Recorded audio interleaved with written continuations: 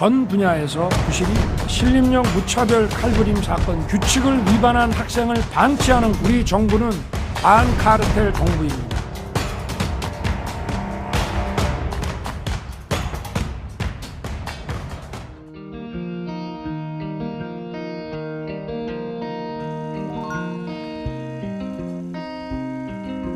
네, 30일에 국무회의를 시작하겠습니다. 이번 기록적인 폭우로 많은 국민들께서 피해를 입었습니다. 무엇보다 피해 복구가 현장에서 신속하게 이루어져야 합니다. 저는 경북과 충남의 피해 현장을 직접 찾아 할 수 있는 최대한의 지원이 충분히 이루어지도록 지시했습니다.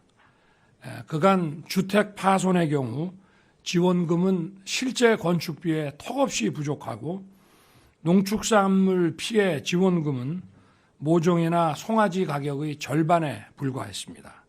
이렇게 해서는 피해를 입은 분들께서 조속히 일상으로 복귀할 수 없습니다.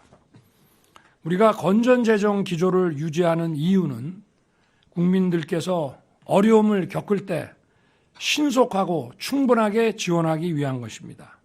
어제 중대본 심의를 거쳐 행안부 장관이 주택과 소상공인에 대한 지원안을 우선 발표했고 이번 주부터 바로 지원금이 지급될 것입니다. 농작물 피해 역시 집계가 완료되는 대로 신속하게 지원하겠습니다.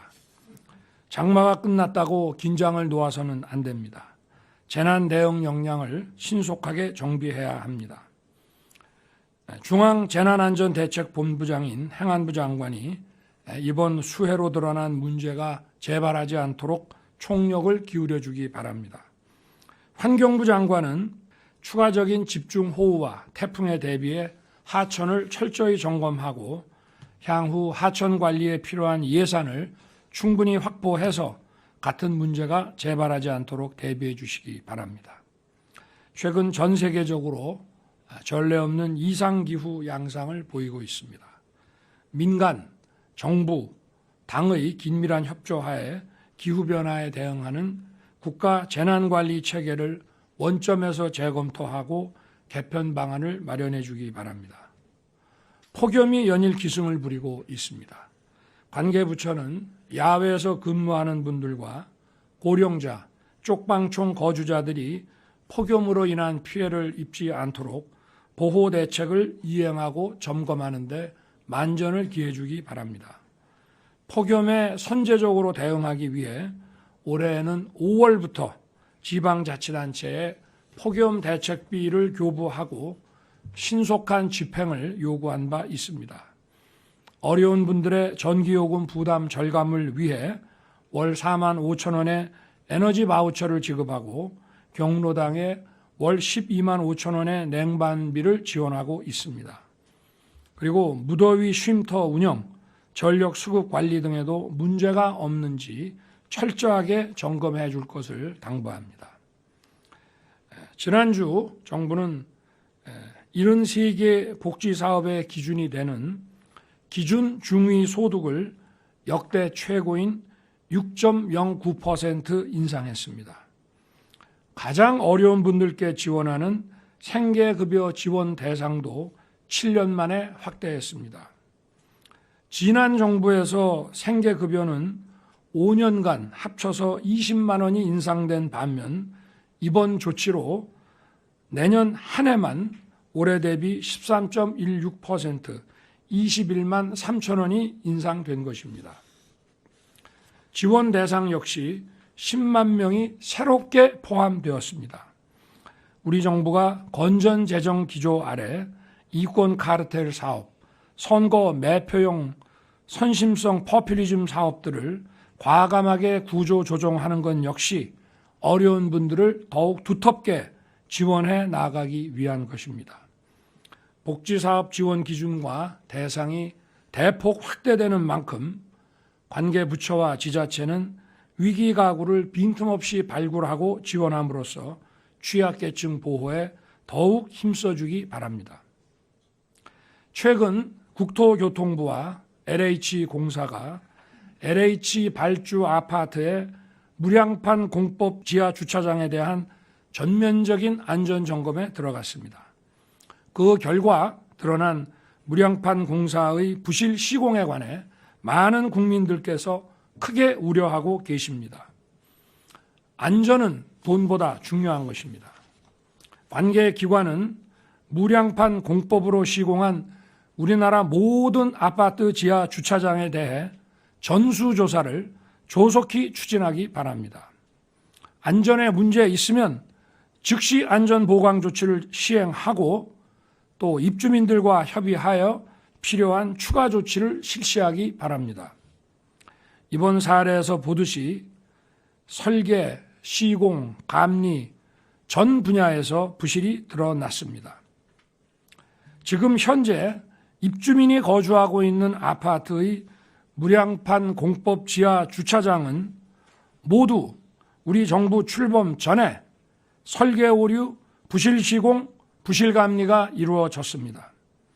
이러한 문제의 근본 원인으로 건설 산업의 이권 카르텔이 지적되고 있습니다. 우리 정부는 반카르텔 정부입니다. 이권 카르텔, 부패 카르텔을 혁파하지 않고는 어떠한 혁신도 개혁도 불가능한 것입니다. 혁신과 개혁은 머리로만 하는 게 아니라고 제가 누누이 얘기한 바 있습니다. 기득권 카르텔과 싸우지 않고는 혁신과 개혁이 불가능합니다.